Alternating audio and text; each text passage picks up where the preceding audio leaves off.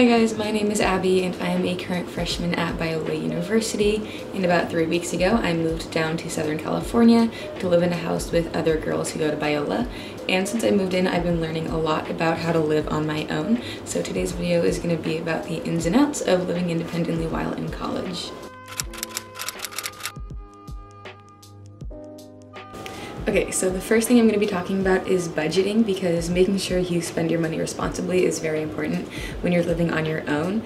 So my first piece of advice would be to make sure you have a roommate. Not just housemates, but sharing a room with someone will most likely bring your rent down. And yes, you'll have to sacrifice some privacy, but in the end it is beneficial because you're not only saving money, you're also getting to live with one of your closest friends. So I would definitely recommend doing that. And then with groceries, getting enough food to feed one person doesn't have to be that expensive. I just go to the grocery store like once a week and I'll buy things like pasta, rice, veggies, eggs, things that will feed me pretty well, but also is pretty easy to make and isn't super expensive. I would also just recommend not going out to eat a lot. I know that can be tempting, but it adds up, so a great way to save money is to just cook for yourself rather than going out, because at the end of the day, it'll save you a lot more money than getting a meal plan on campus or something. Another thing I'd recommend doing is just getting the basics. So when my roommate and I moved in, the room was not furnished at all, so we had to buy all of our furniture. So one thing we did is we didn't buy bed frames, and so although it looks a little weird having our mattresses on the ground, we saved a good couple $100 not buying them, and they pretty much feel the same. We also use our mini fridge as a nightstand, so we didn't have to spend money on a nightstand. And then our desk, we also thrifted, so that saved a lot of money too. So I would definitely look at getting items that can be used in multiple different ways, and then also going to the thrift store for furniture.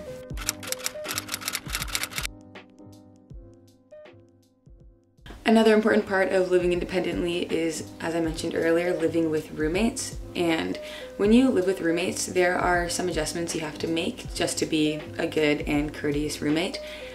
So for example, just keeping spaces clean. When you live in a house with a lot of other people, you have a lot of shared spaces like the bathroom, the kitchen, dining room, living room. So it's important that you keep those spaces clean since you're not the only one living there.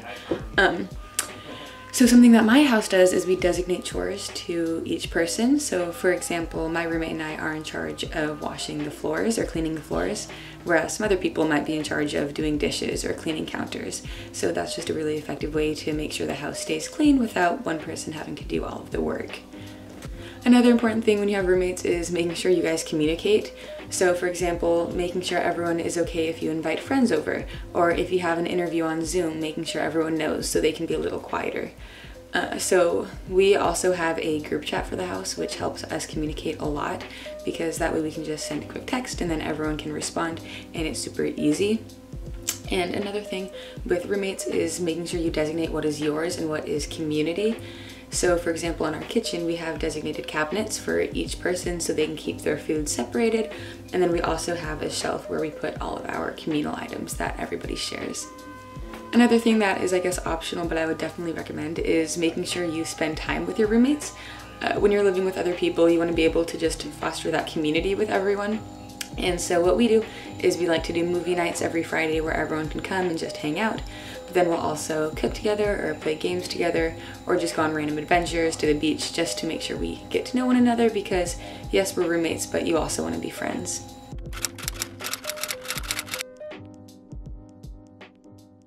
The next thing is being able to balance an academic and a social life. This is something that I've been struggling with a lot, because when you're surrounded by roommates and by friends, it can be really hard to not spend time with them when you have homework or schoolwork. So what I've been doing to help this is going on study dates. That way you can be productive in finishing homework while also spending time with someone. And I've also really enjoyed FaceTime, because that's a way where I don't necessarily have to leave to go see people, but I can work on homework while also staying in touch with people from back home. And another thing is to make sure you call your parents. I call them about once a week, which I probably should call them more, but what I'm trying to get at is it's important to have a regular schedule just to make sure you actually do, because when you live independently, it's really easy to get busy. So I just have a designated time once a week where I call my parents.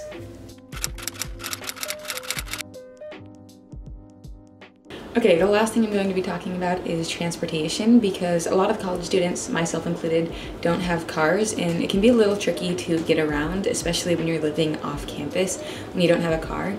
So something that I've gotten used to is walking, and it's around a 30-minute walk to campus and like a 15-minute walk to some restaurants. And although I get lazy sometimes, I've actually found that walking can be pretty relaxing because I can just listen to music and enjoy the nice weather and get some exercise in before my upcoming plans. Another thing that I've been doing is I have been biking a lot. So I got my bike used for less than $50 on Facebook Marketplace, so it's affordable and it will get you places a lot faster than walking if you're in more of a time crunch. I would just recommend getting a bike lock to make sure that no one steals the bike. And then my last recommendation would be finding people to carpool with. So for example, a lot of my roommates have cars and I have friends with cars, so becoming friends with people who have a car is a really good idea because then you can get rides with everyone and just remember to reimburse them for gas. Okay, that is all I have for you guys today. Hopefully this video was helpful if you've been thinking about living off campus or you're getting ready to move. I hope that this video gave some tips and tricks to hopefully make the overwhelming and stressful process a little bit easier. I'll see you guys next time. Bye!